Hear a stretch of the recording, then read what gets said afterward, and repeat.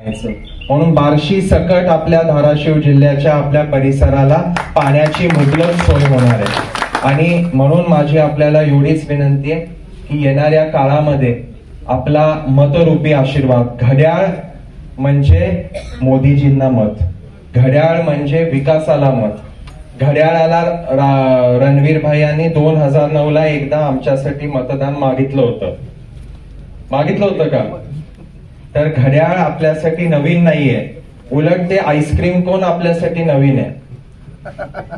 म्हणून घड्याळाला आपण मतदान करावं, मतरूपी आशीर्वाद द्यावा, नरेंद्रभाई मोदीजींना आपण आशीर्वाद द्यावा, राजाभाऊ राऊत साहेबांना आपण आशीर्वाद द्यावा, अर्चनाताईंना आपण मतरूपी आशीर्वाद द्यावा।